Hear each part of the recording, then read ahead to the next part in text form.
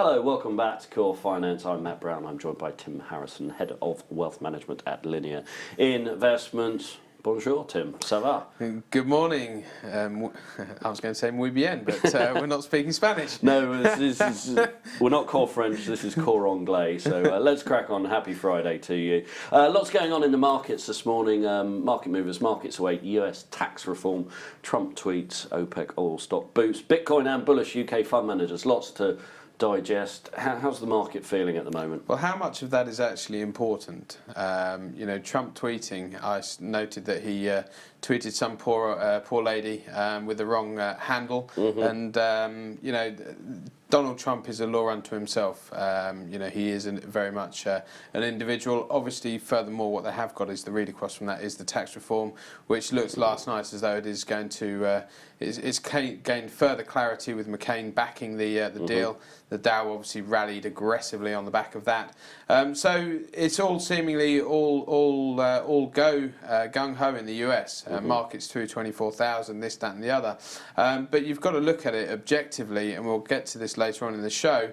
It's all well and good for the here and now, but you've also got to look at the future. And these tax reforms, are they just a quick sort of shot to the markets?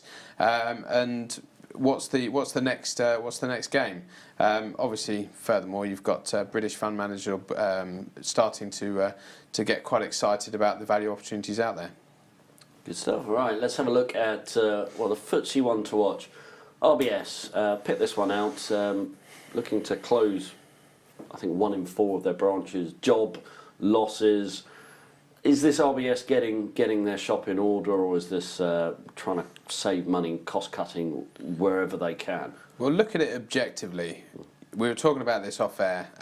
Your banking, online banking, is now very much the done thing. It's all about apps. It's all about doing things on the go. So having a high street bank presence is not what it used to be. And so therefore it kind of makes sense. Normally you would suggest that job cuts, etc., the markets seem to favour because it's cost cutting, it's keeping strict discipline. That being said, the high street banking market is very much it's a horrible field to be in right now, with the upstarts, the online banks and the challenger banks really gaining traction. A lot of M&A in that space. These guys are being a bit too conservative in their approach. And I was reading in the FT today, there's an article that will be published in GQ, I think, next month, with Jeremy Corbyn, obviously being the dedicated follower of fashion that he is, in GQ magazine, saying he's going after the UK banks. He doesn't like them. He thinks they're speculative, they're gamblers, they've cost the UK billions of pounds with their behaviour 10 years ago.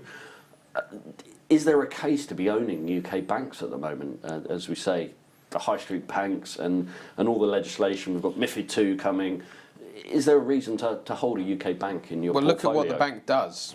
That's the key. Are you looking at Barclays, which is turning itself back into more of an investment bank, trading bank, or are you looking at the high street bank? Now, if you look at Lloyds, for example, they had the TSB, they've split that off, they've sold that to Sabadell. So it's a case of, are you a high street bank in terms of going in and depositing your £10 and putting it in your bank account, or are you a trading bank, an investment bank? So it's a case of, do they actually know where they want to be? Obviously, Barclays, for example, have had various different identity changes over the last few years under various different chief execs and chairmen. I know again that they are appointing further new directors to their board for their new banking operation, the high street bank, if you like. But would I own them? I mean, look, Barclays, RBS, their share prices are relatively cheap to where they have been over the last few years. But again, what gets a share price moving is all about profit and loss. And if you're not in the sexy investment banking world, then you're not going to make the outsized returns, one would suggest, which is risk-taking, but that is where the real money comes in. RBS have been under pressure because of the government stakeholding, etc.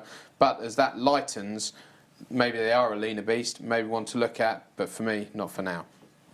Okay, maybe one to look at or one to watch. Games Workshop. What do they do, and why are we looking at them? Well, they're, I believe, the best performing stock on the London Stock Exchange this year.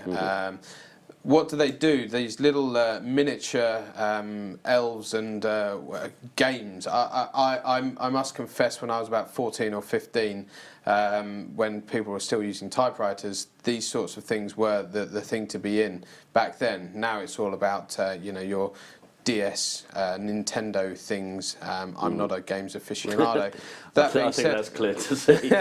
These guys have done very well. The trading update this morning, the share price has reacted accordingly.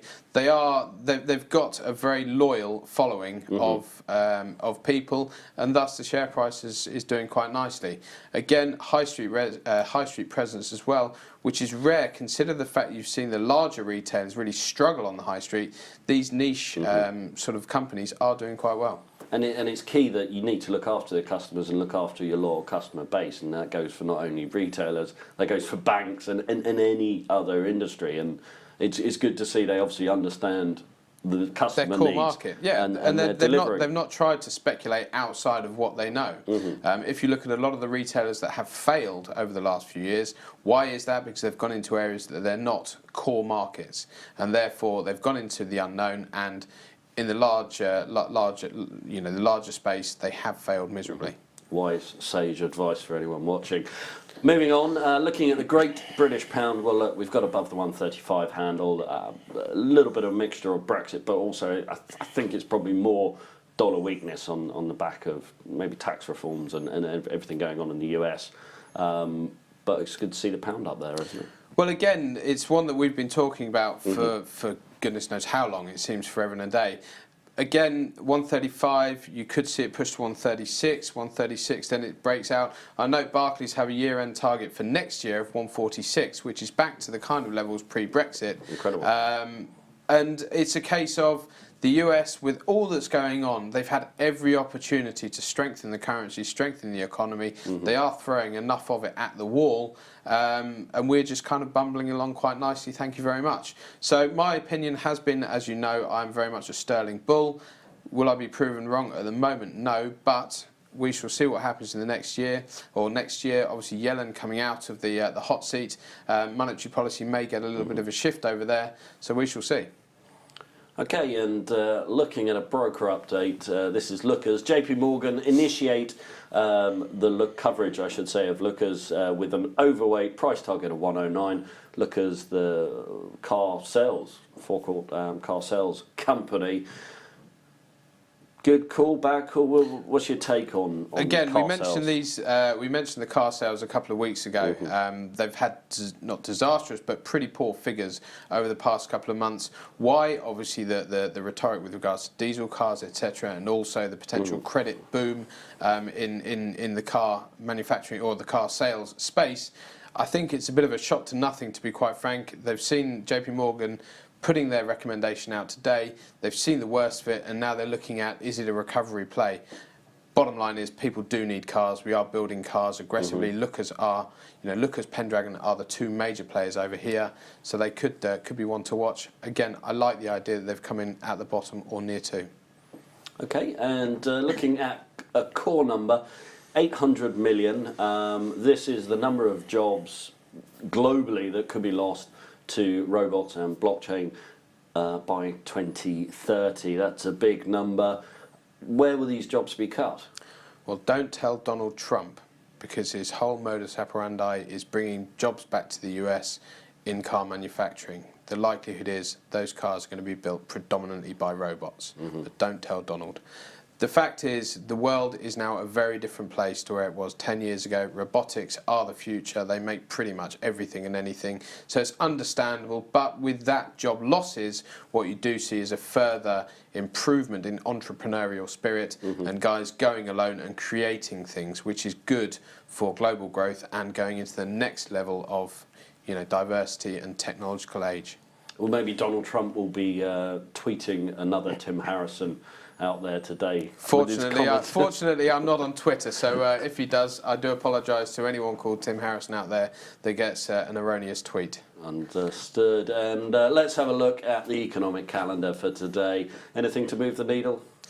To be frank with you, no. I mean, it's a Friday afternoon. It's cold outside in London, so you would suggest that ISM manufacturing in the US may be a needle mover to an extent. But again, the headlines are Bitcoin. The headlines are Dow 24,000. The headlines are tax reform. So whatever comes in the way, it's not going to get away from those three core points. Fantastic. Tim Harrison, thank you very much for joining us today.